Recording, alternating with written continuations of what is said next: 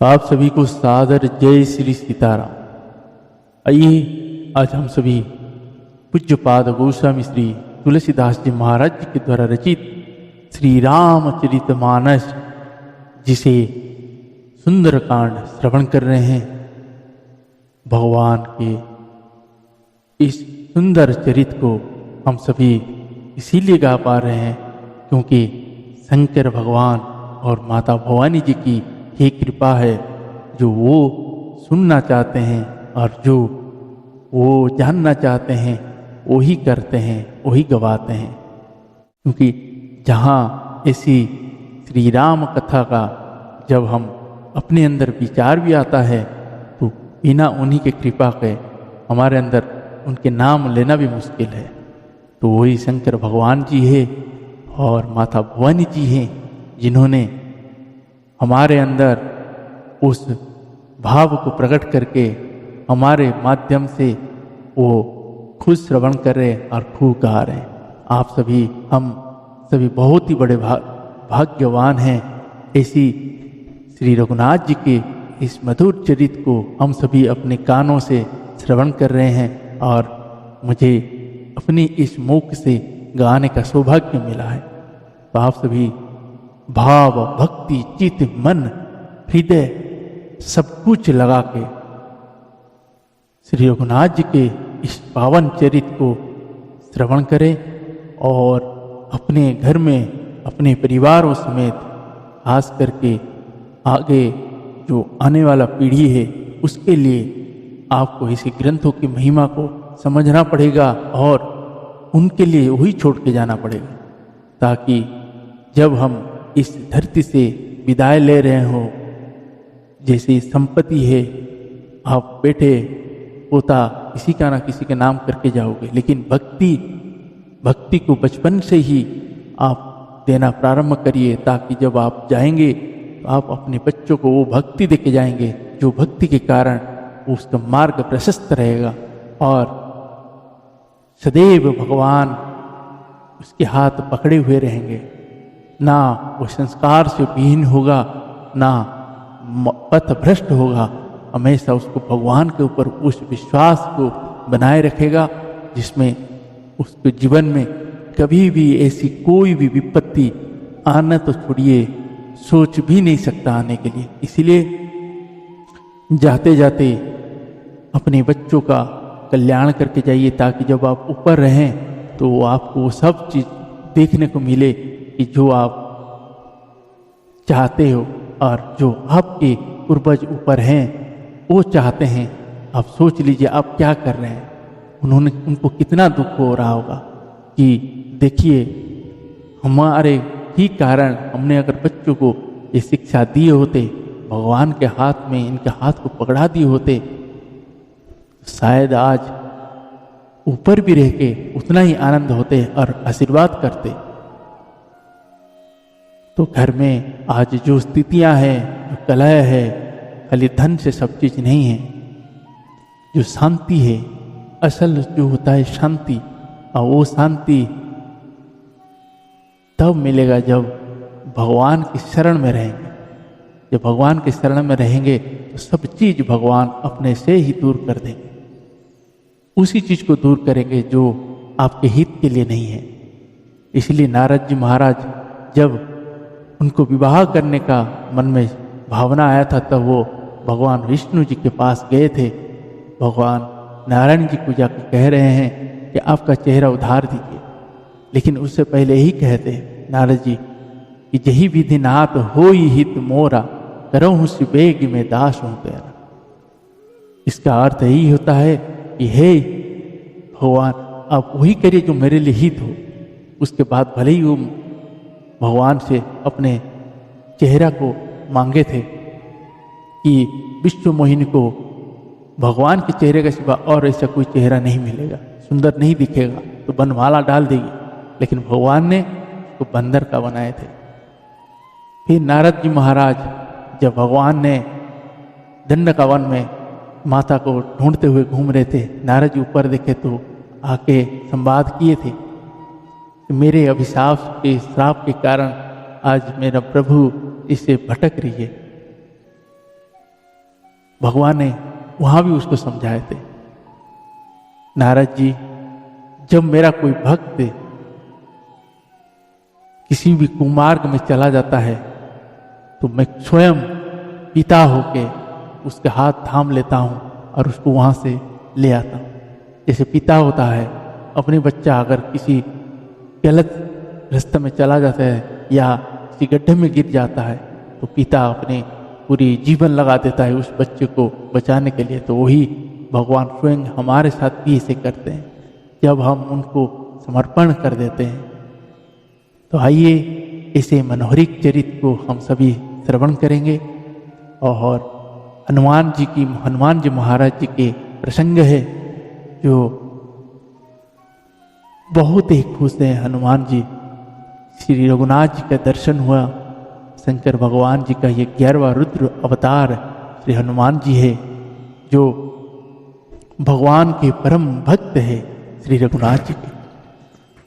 और आप सभी से दैनिक की तरह आज भी यही कहूँगा, हम सभी भगवान श्री रघुनाथ जी आज अयोध्या में बसे हुए हैं, बैठे हुए सब देख रहे हैं और हम सब यही सोचते हैं कि राम राज्य का स्थापना हो रहा है। लेकिन उस राम राज्य में क्या खाली इंसान को ही सुख मिलेगा? उन जीवों का क्या होगा जो बेजुबान जीव बोल नहीं सकते, कुछ नहीं कर सकते? उनको न पता है कहाँ जाना है, क्या खाना है, क्या नहीं है। उनकी देखभाल कौन करेगा? जब कोई डेयरी वाला, जैसे हम अपने घर में अपने बच्चों को गौ माता का दूध पिलाते हैं, अगर वो देसी गौ माता है तो उसका दूध अमृत है। लेकिन अगर आप डेयरी से दूध ला के पिलाते हैं तो सोचिए वो जर्सी विदेशी गायों का है, जो इसका देसी गौ माता का एक बूंद में जितना शक्ति होता है उस डेयरी के उस विदेशी गौ माता में 10 लीटर में भी उतना नहीं होता है। तो देसी गौ माता भले ही कम दे रहा है, वो उसके बच्चे के लिए है, फिर भी उसने अपने बच्चों को मुंह से छोड़ा के आपके बच्चों को भी शक्तिशाली बना रही है। तो उस माँ के लिए, उस नंदी भगवान के लिए, उन बेजुबान जीवों के लिए, सभी के लिए ये इंसान सोचे एक बार, उनकी प्रति क्रूरता को बंद करे।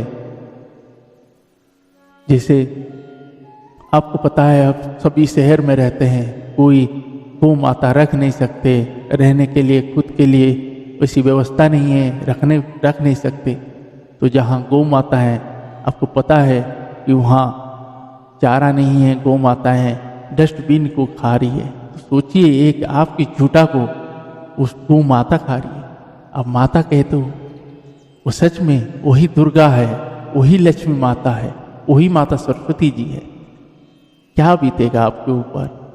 तो इसीलिए अगर आप सक्षम हैं तो हरा चारा उनके लिए खाने का व्यवस्था हफ्ते में अगर आप हर बार कर सकते हैं तो हर बार करिए, नहीं तो हफ्ते में एक आधी बार तो कम से कम जाके ऐसी जगह पे दे के आ जाइए ताकि जितने भी गोवंश वहाँ होंगे सबको मिले।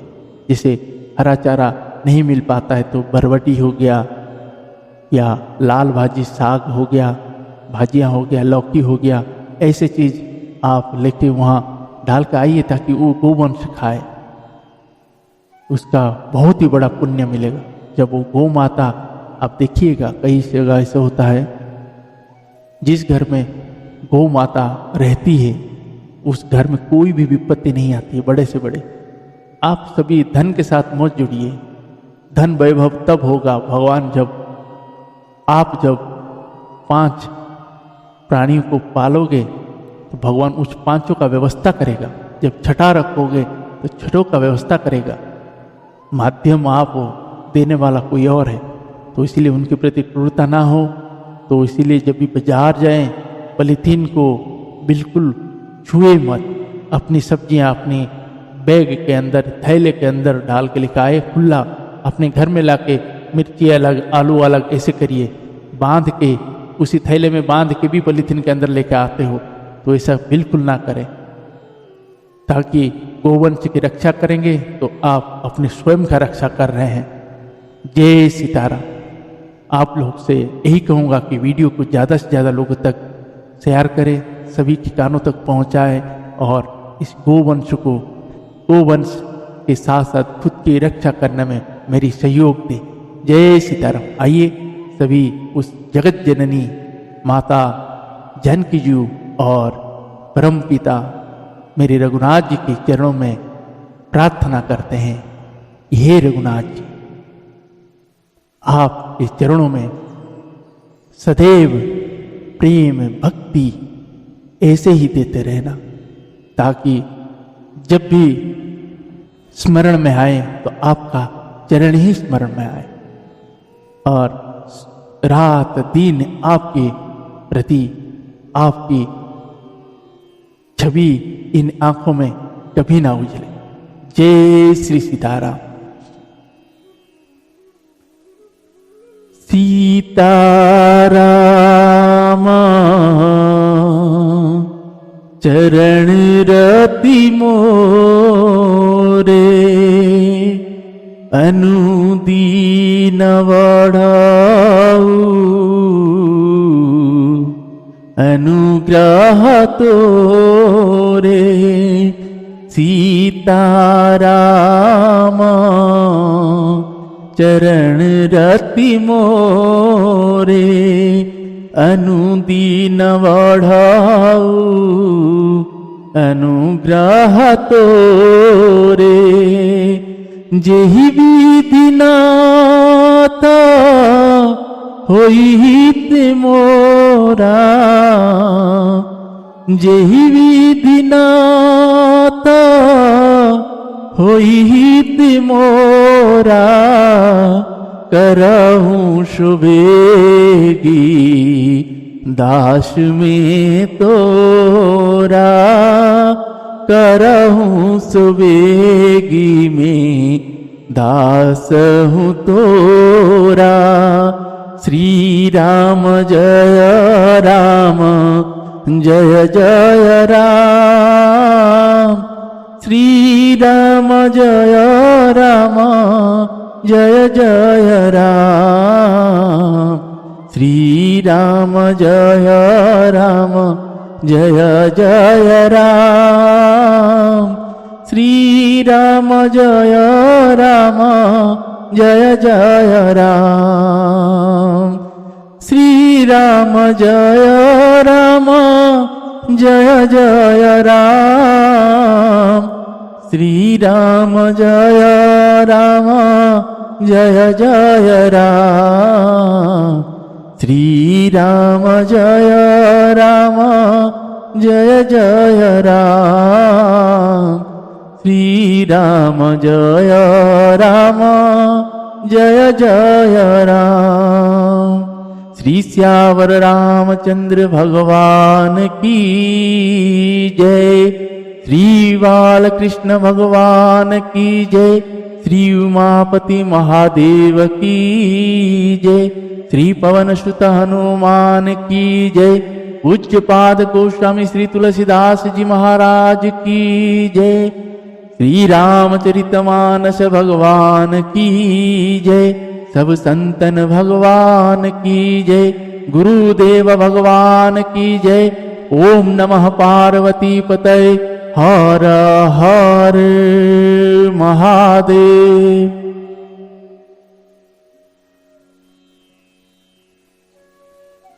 आइए सभी भाव भक्ति चित्त मन लगा के आज के प्रश्नों को श्रवण करते हैं। जय श्री सीताराम।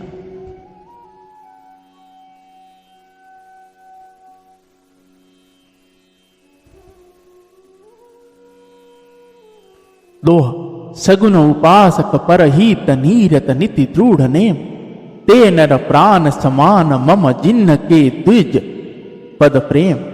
जो सगुण साकार भगवान के उपासक हैं, दूसरे के हित में लगे रहते हैं, नीति और नियम में दृढ़ है और जिनने ब्राह्मणों के चरणों में प्रेम है, वे मनुष्य मेरे प्राणों के समान है। सुनु लंकेश सकल गुण तोरे, तात तुमातिशय प्रिय मोरे। राम बचन सुनि वानर जूथा, सकल कहि जय कृपा वरूथा। सुनत विभीषण प्रभु के बानी, नाही अघात श्रवणामृत ज्ञान जानी। पद अम्बुजा गही बारही बारा, हृदय समानना प्रभु प्रेम अपारा। सुनहु देव सचराचर स्वामी, प्रणत पालउर अंतर्जामी। उरकछु प्रथमा वासन रही, प्रभु पद प्रीति सरिता सोवही। अब कृपाल निज भगति पावनी, देहु सदा शिव मन भावनी। एवमस्तु कही प्रभु रणधीरा, माघ तुरत सिंधु करनीरा। यद्यपि सखा तब इच्छा नाही, मोर दरसु अमोघा जग माही। अस कही राम तिलक तेहि सारा, सुमन वृष्टि नव भई अपारा। सुमन वृष्टि नव भई अपारा। श्री श्यावर रामचंद्र भगवान की जय। हे लंकापति सुनो, तुम्हारे अंदर उपयुक्त सब गुण हैं, इससे तुम मुझे अत्यंत ही प्रिय हो। श्री राम जी के वचन सुनकर सब वानरों के समूह कहने लगे, कृपा के समूह श्री राम जी की जय हो। प्रभु की वाणी सुनते हैं और उसे कानों के लिए अमृत जानकर विभीषण जी घाते नहीं हैं।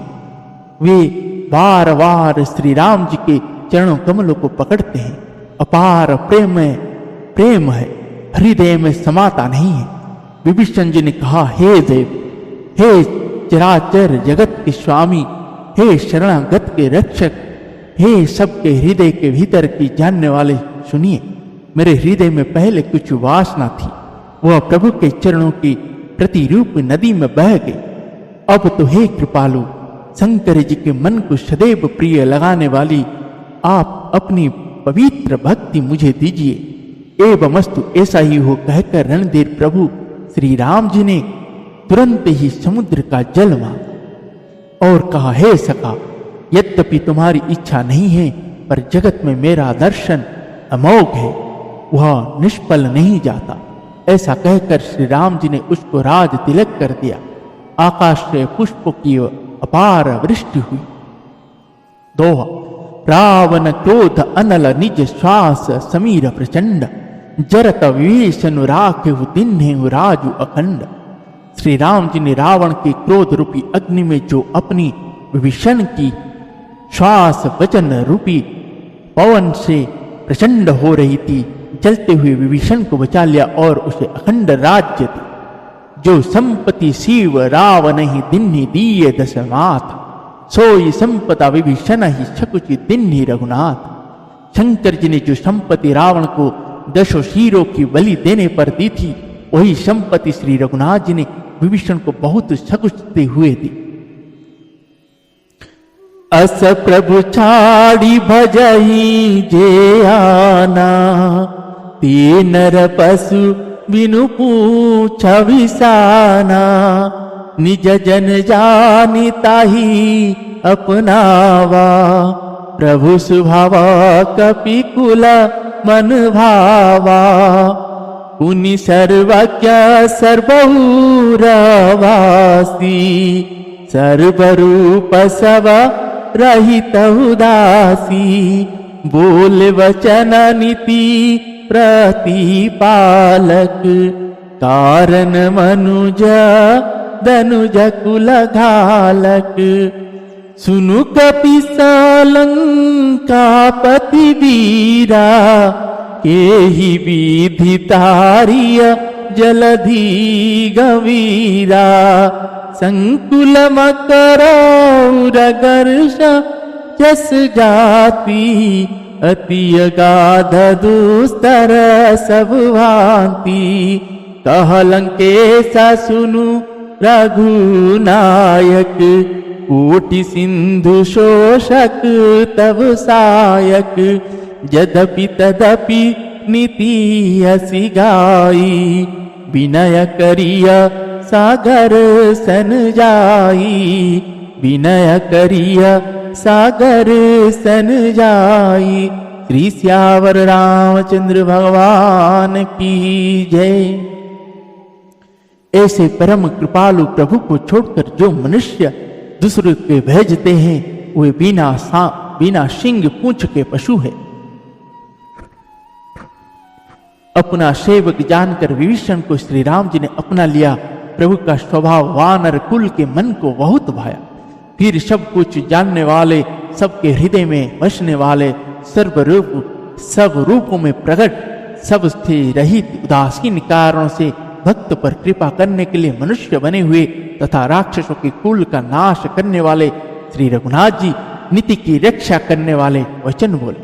हे वीर वानर राज सुग्रीव और लंकापति विभीषण, सुनो, इस गहरे समुद्र को किस प्रकार पार करने में सब प्रकार किया जाए। उनके जाति के मगर, सांप और मछलियों से भरा हुआ यह अत्यंत अथाह समुद्र पार करने में सब प्रकार से कठिन है।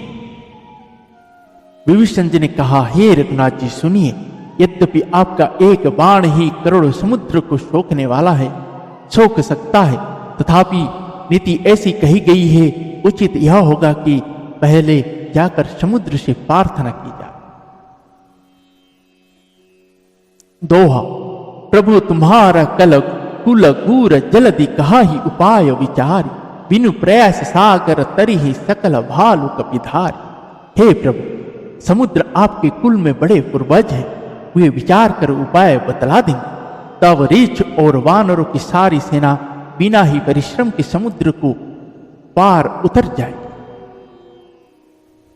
सखा कही तुमनी की उपाई, करिय देव जो होई सहाई।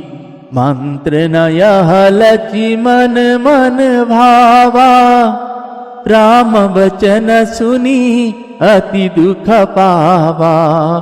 नाथ देव कर कवन भरोसा, सोषिय सिंधु करिय मन गेसा। मन रोसा कातर मन कहूँ एक धारा, देव देव आलसी पुकारा। सुनत विहासी बोले रघुवीरा, ऐसे ही करब धरहूँ मन धीरा। अस कही प्रभु अनुजहि समुझाई, सिंधु समीप गए रघुराई। सिंधु समीप गए रघुराई, प्रथम प्रणाम कीन सिरुनाई। बैठे पुनि तट दर्भ दसाई, जब ही विभीषण प्रभु पही आए। पाछे रावण दूत पठाए, पाछे रावण दूत पठाए। श्री सियावर रामचंद्र भगवान की जय। श्री रघुनाथ जी ने कहा, हे सखा, तुमने अच्छा उपाय बताया, यही किया जाए। यदि दैव सहायक हो, यह सलाह लक्ष्मण जी के मन को अच्छी नहीं लगी। श्री राम जी के वचन सुनकर तो उन्होंने बहुत ही दुख पाया। लक्ष्मण जी ने कहा, हे नाथ, देव का कौन भरोसा, उनमें मन में क्रोध कीजिए, ले आइए और समुद्र को सुखा डालिए। यह दैव तो कायर के मन का एक आधार तसल्ली देने का उपाय है। आलसी लोग ही दैव देव पुकार करते हैं। यह सुनकर श्री रघुवीर हंसकर बोले, ऐसे ही करेंगे, मन में धीरज रखो। ऐसा कहकर छोटे भाई के समझाकर प्रभु श्री रघुनाथ जी समुद्र के समीप गए। उन्होंने पहले सिर नवाकर प्रणाम किया, फिर किनारे पर कुश बिछाकर बैठ गए। इधर जो ही विभीषण जी प्रभु के पास आए थे, तो ही रावण ने उनके पीछे दूत भेजे थे। जय जय श्री सीताराम। दोहा। सकल चरित तीन देख धरे धरे कपट कपि देह, प्रभु गुण हृदय सराहाहि शरणागत परनेह। कपट से वानर का शरीर धारण कर उन्होंने सब लीलाएं देखी। वे अपने हृदय में प्रभु के गुणों की और शरणागत पर उनकी स्नेह की सराहना करने। जय जय श्री सीताराम। आज के प्रसंग को हम यहीं पे विश्राम देते हैं। पुनः कल हम यही श्रवण करेंगे जब भगवान समुद्र को प्रार्थना कर रहे हैं और समुद्र सुन नहीं रहा। ऐसे प्रार्थना करते करते 3 दिन बीत जाता है, समुद्र का कुछ भी अता पता नहीं रहता। तब भगवान को क्रोध आता है और भगवान ने तुरंत अपने अमोघ बाण निकालते हैं और बोलते हैं, हे जड़ समुद्र, अब तुझे सुखा दूंगा करके जब लगाते हैं, तब समुद्र नारायण प्रकट होते हैं और वो बोलते हैं, भगवान हम तो वही कर रहे हैं जो आप हमको करने के लिए बोले हैं। हवा, पानी और आग, इनका एक ही धर्म है। तब भगवान ने जब पूछे कि अब हमें यही बताइए कि कैसे इसको पार किया जाए, तब जब समुद्र नारायण कहते हैं कि आकाश, वायु, अग्नि, जल और पृथ्वी, इन सब की करने स्वभाव से ही जड़ है और जैसा जैसा आपने जिसको जो कर्म दिए हैं, हम सभी वही कर्म कर रहे हैं। तब भगवान जब पूछते हैं कि अब बताइए कि हमें समुद्र पार करना है, उसका उपाय बताए हैं, तब समुद्र नारायण कहते हैं, जैसे बोले आकाश, वायु, अग्नि, जल और पृथ्वी और हम सब यही है, और ढोल, गवार, शूद्र, पशु और स्त्री, उन पांचों को देखना चाहिए। मतलब आकाश, वायु, अग्नि, जल। अगर आपको जल को देखना है तो आपको पशु का व्यवहार करना पड़ेगा, मतलब आपको बांधना पड़ेगा। ठीक है, जैसे किसी लोगों के द्वारा इसका अन्यथा अर्थ निकाल के कहा जाता है तो वो गलत है। इसका शिक्षा समुद्र नारायण यही कहते हैं कि अगर आपको जल को ऊपर जाना है तो आपको पशु को देखना है। अगर पशु देखना है तो मतलब पशु को बांध के रखा जाता है, ऐसे आप जल को बांध के उस पार जा सकते हैं। वहाँ यही हुआ था। तो आइए आज का प्रश्न को यहीं विश्राम देते हैं। पुनः कल सभी हम आगे का प्रश्नों को श्रवण करेंगे। तब तक के लिए सबको हरे राम राम राम सीता राम राम राम, हरे राम राम राम सीता राम राम राम। श्री श्यावर रामचंद्र भगवान की जय।